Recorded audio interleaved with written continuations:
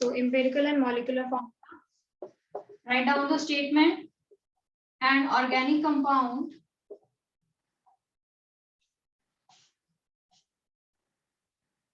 contains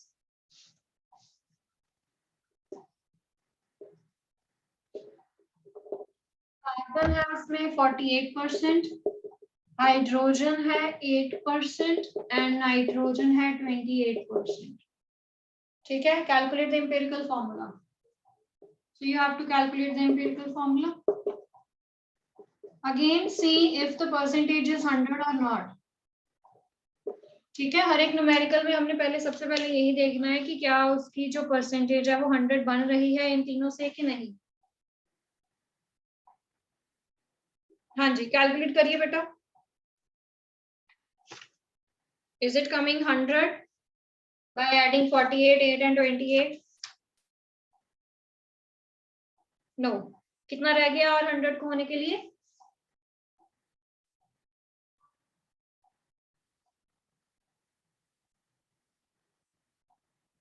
हाँ जी, कितने और ऐड होंगे कि 100 बनेगा?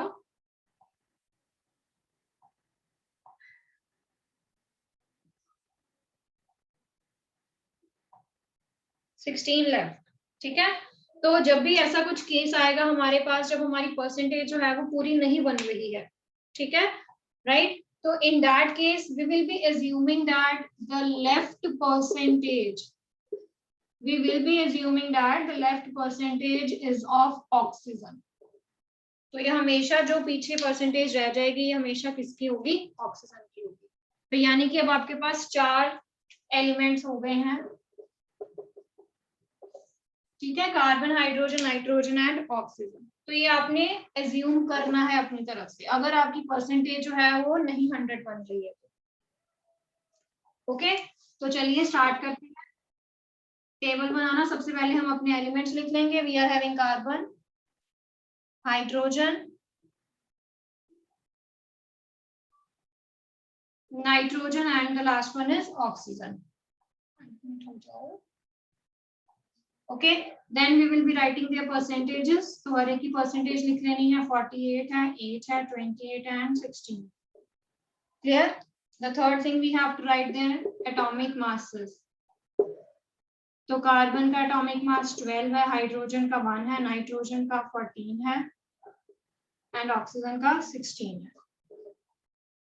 ठीक है, then we have to calculate their gram atoms और which we called as moles. तो मैंने आपको बताया हुए हमने कैसे कैलकुलेट करने हैं. परसेंटेज को हम डिवाइड कर देंगे with the atomic mass. So 48 divided by 12, 8 divided by 1, 28 divided by 4 and 16 divided by 1. 16. ठीक है, so 48 by 12 we will be getting 4. यहाँ पर 8 आ जाएगा, यहाँ पर 2 आ जाएगा और यहाँ पे 1 आ जाएगा. ठीक है, तो सबसे सिंपलेस्ट वैल्यू कौन सी आई है यहाँ पे हमारे पास? 4, 8, 2 और 1. सबसे छोटी वैल्यू कौन सी है? दैट इज, हाँ जी, सबसे छोटी वैल्यू कौन सी है बेटा इसमें से? 1. ठीक है, सो हम सारी वैल्यूज को किससे डिवाइड करेंगे? We will be dividing it by 1 and in this way we will be getting our atomic ratio और मोलर रेशियो. ठीक है, तो 4 को भी डिवाइड करेंगे 1 से, 8 को भी डिवाइड करेंगे 1 से, 2 को भी डिवाइड करेंगे 1 से एंड 1 को भी 1 से डिवाइड करेंगे. ठीक है, in this way we will be getting the simplest whole number ratio. Simplest ratio आ जाएगी हमारी 4, 8, 2 and 1. Okay, so what can be the formula now? हाँ जी बेटा, क्या फॉर्मूला बनेगा? सो कार्बन कितने आए हैं सिंपलेस्ट में? 4, so it will be C4. Hydrogen आए हैं 8, so it will be H8. Nitrogen is 2, it will be N2 and O. ठीक है, so this is the simplest formula और empirical formula of these elements C4, H8, N2, O. ठीक है बेटा? हाँ जी, clear? ठीक है, जो अभी ज्वाइन हुए हैं you can write down the statement बेटा. इसमें बस एक चीज मैंने एक्स्ट्रा बताई है, that initially the 3 elements they were given. तो जब हमने इन तीनों एलिमेंट्स की परसेंटेजेस देखी, ठीक है, तो that was not actually giving 100%. तो जब 100% नहीं बनती है, so we itself we have to assume that कि जो लेफ्ट ओवर है वो ऑक्सीजन होगा हमेशा. ठीक है, तो ऑक्सीजन की जितनी भी रह गई थी 16% वाज लेफ्ट, तो वो हमने अज्यूम कर लिया कि यहाँ पे ऑक्सीजन है. ठीक है, तो फिर हमने सबकी उस टेबल के अकॉर्डिंग जो हमने लास्ट टाइम किया था वैसे ही निकाली. ओके, ठीक है बेटा, you can write down the statement और आप इसको सॉल्व कर सकते हो. चले नेक्स्ट करें. हाँ जी बेटा, नेक्स्ट करें if it is clear to you.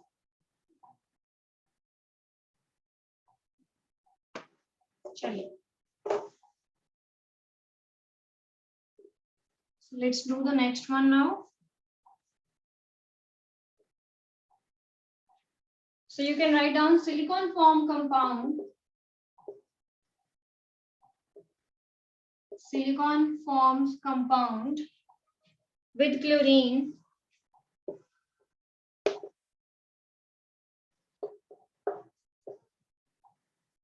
in which 5.6 gram of silicon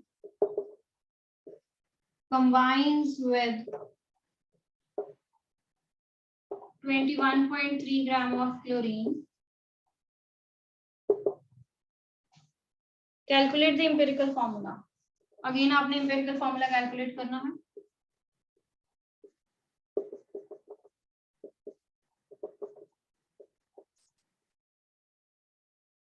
अब यहाँ पर देखिए, you are not given with the percentages. अब उन्होंने आपको ग्राम्स में आंसर दिए हुए हैं. ठीक है बेटा, तो हमने परसेंटेजेस में कन्वर्ट करना सीखा है ना. So convert these grams values into the percentage value. Find the percentage of silicon and find the percentage of chlorine. Okay, so उससे पहले total weight जो है वो देख लेते हैं. Total weight of the compound will be 5.6 plus 21.3. ठीक है, तो ये आपको total weight देगा 26.9. Now find out the percentage of silicon and the percentage of chlorine and give me the answer. चलिए, परसेंटेजेस निकालिए जैसे आपको बताई हुई हैं, कैलकुलेट करना. So this is 5.6 divided by 26.9 into 100, that is 20.8% for silicon. And what is the percent for the chlorine beta? Chlorine के लिए भी निकालिए. So that is 21.3. It will be divided by 26.9 and multiplied by 100. Chlorine की कितनी आई है बेटा?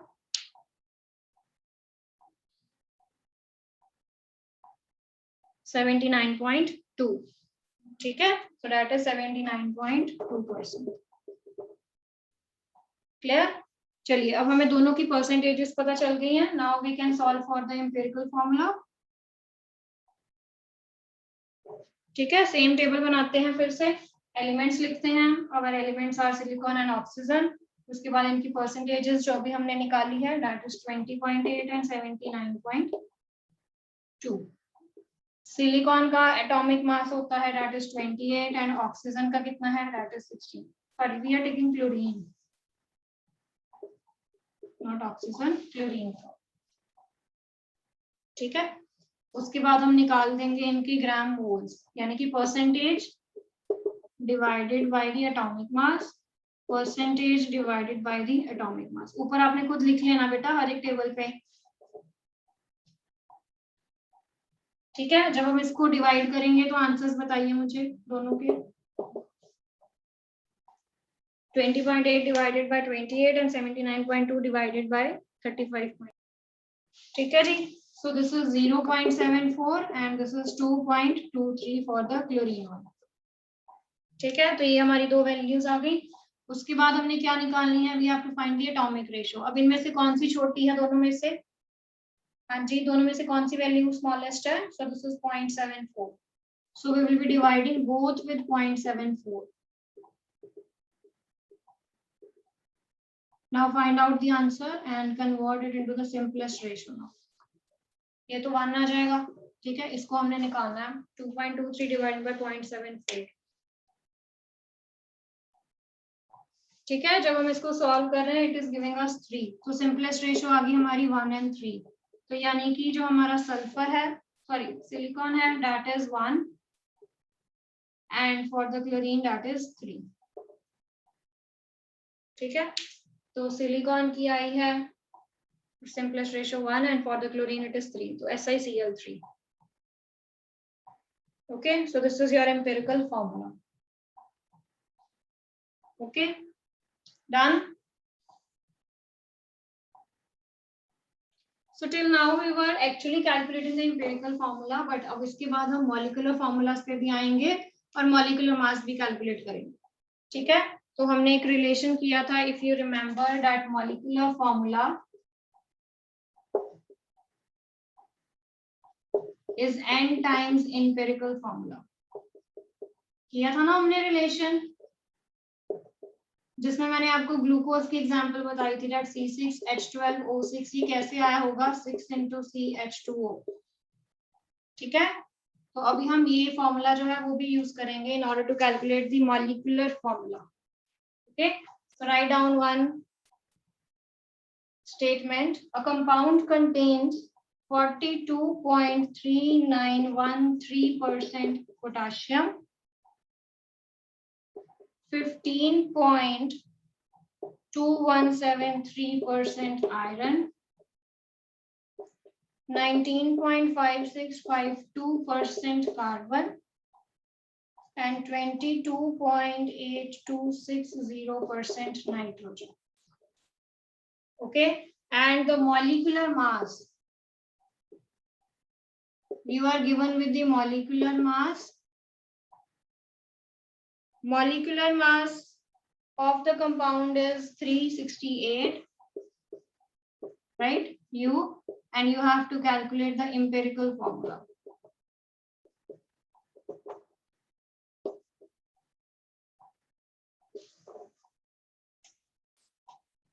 Right?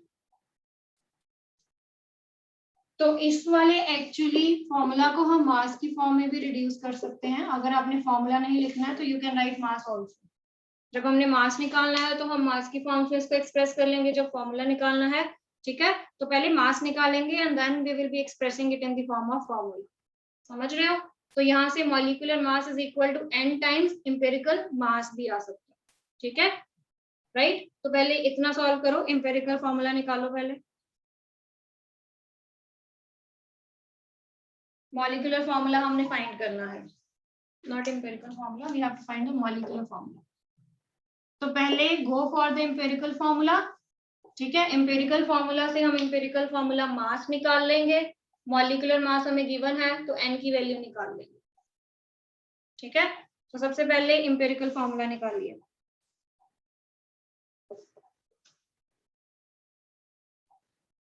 So let's start with the chart. ठीक है, ये वैल्यूज में मैं रफ कर देती हूँ, दोबारा से लिखते हैं. तो एलिमेंट्स है हमारे पोटाशियम, आयरन, कार्बन, नाइट्रोजन. ठीक है, 4 एलिमेंट्स हमें गिवन है. उनकी परसेंटेजेस आपको गिवन है, दैट इज 42.3913. दूसरे की गिवन है 15.2173. थर्ड की है 19.5652. फोर्थ की है 22.8260. ठीक है, फिर हम इसके बाद इन सब का मास लिखेंगे. सो पोटेशियम का हमें पता है दैट इज 39, आयरन का 56, कार्बन का 12, नाइट्रोजन का 14. ठीक है, अब इन दोनों को डिवाइड करके आंसर्स बताइए. Divide them and give me the answers. चलिए, last is also same, that is 1.63. Right, अब उसके बाद हमने क्या करना है, we have to find the smallest one from here. तो इन सब में से छोटी ये वाली वैल्यू है 0.27. सो 1.807 डिवाइडेड बाय 0.27. तो 0.27 divided by 0.27, 1.63 divided by 0.27, and same for this. Now solve these values beta. So now we need the simple whole number ratios from here. ठीक है, तो इनको simply whole numbers में convert करो. So here we are getting 4. This is 1, and what about these two? This is 6, right right. So हमारा empirical formula क्या हो जाएगा, इट विल बी K4FECN, दोनों के बाहर आ जाएगा 6, ठीक है। या आप ऐसे भी लिख सकते हो उसको, नहीं दोनों के बाहर लिखना तो अलग अलग से 6 मेंशन, ठीक है। So this is our empirical formula. अब आगे चलते हैं, हमने मॉलिक्यूलर फॉर्मूला निकालना है, राइट। अब देखिए सेकेंड थिंग, आपको मॉलिक्यूलर मास ऑलरेडी गिवन था, दैट वाज 368 U। अब सपोज यहाँ पर आपको मॉलिक्यूलर मास ना देके अगर वो वेपर डेंसिटी दे देते, राइट, सपोज अगर आपको ये चीज नहीं गिवन होती, बट हमें अपने एम्पिरिकल फॉर्मूला के लिए मॉलिक्यूलर मास तो चाहिए ही, right. If suppose they have given you vapour density as 184, तो हमने एक फॉर्मूला किया था, if you remember, between the molar mass and the vapour density, ठीक है। तो ऐसे भी न्यूमेरिकल्स होंगे जिसमें वो आपको डायरेक्टली मोलर मास या मॉलिक्यूलर मास नहीं देंगे, आपका answer in terms of vapour density दे सकते हैं वो, तो यहाँ से हमने निकाल लेना है,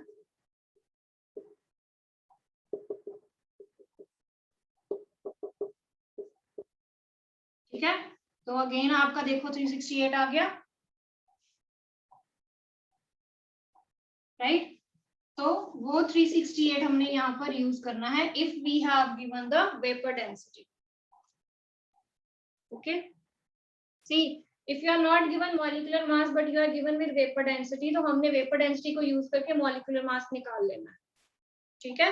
अब यहाँ पर तो आपको डायरेक्टली गिवन था, तो हमें ये इतना प्रोसीजर करने की जरूरत नहीं पड़ी, but if you are given vapour density, तो आपने वेपर डेंसिटी को यूज करके मॉलिक्यूलर मास निकाल लिया, ठीक है। अब मॉलिक्यूलर मास आ गया, now our next main work is to calculate n की वैल्यू कैलकुलेट करेंगे सबसे पहले, ठीक है। और n की वैल्यू के लिए हमें क्या चाहिए, दोनों के मासेस चाहिए, ठीक है। For the calculation of n value we will be requiring the molecular mass and we will be requiring the empirical mass, ठीक है। अभी मैंने आपको फॉर्मूला बताया था ना, तो एम्पिरिकल मास का निकालिए, ये एम्पिरिकल फॉर्मूला है, यहाँ से एम्पिरिकल मास निकालिए, फाइंड फॉर द एम्पिरिकल मास। तो पोटाशियम है 4 इंटू क्या करेंगे हम, पोटाशियम का 39 होता है, iron is 56 plus 6 into 12 plus 6 into 14, तो ये देखो कितना दे रहा है आपको। हाँ जी बेटा, what is the answer, what is the answer of empirical mass, so that is 368, ठीक है। कितना आंसर आया है, 368 U आया है, राइट। तो n की वैल्यू के लिए हमें मॉलिक्यूलर मास भी 368 दिया है, एम्पिरिकल मास भी 368 आ गया, सो यानी कि n इज 1, ठीक है। बट हमने फाइनली क्या निकालना है, मॉलिक्यूलर फॉर्मूला निकालना है, ठीक है। सो what can be the value of molecular formula, इसी को यूज कर लो, जब मास निकालना है तो इसी को मास में चेंज कर लो, ठीक है। जब फॉर्मूला निकालना है तो इसी को हम फॉर्मूला के टर्म्स में चेंज कर लेंगे। So empirical formula will be 1 into molecular formula will be 1 into empirical formula. Empirical formula हमने निकाला था K4FeC6N6, ठीक है। तो यही आपका मॉलिक्यूलर फॉर्मूला बन जाएगा, okay, K4FeCN6, right. So your molecular formula is K4Fe, दोनों का 6 कॉमन करके बाहर निकालो, क्लियर, ठीक है बेटा।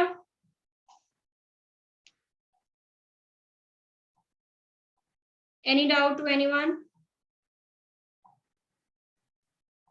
Right. So you can write down one numerical for homework also.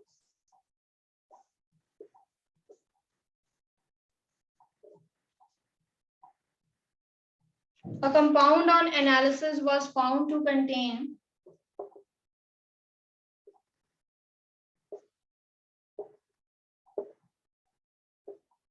sodium is 14.31%, sulfur is 9.97%, oxygen is 69.50%, and hydrogen is 6.22%. Right?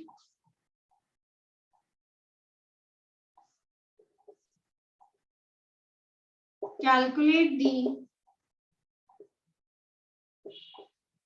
molecular formula of compound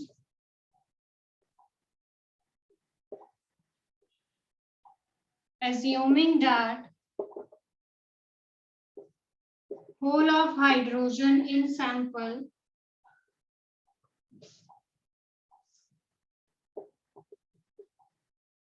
is present as water of crystallization, और आपको molecular mass given है 322U. ठीक है, this is for your homework. Right?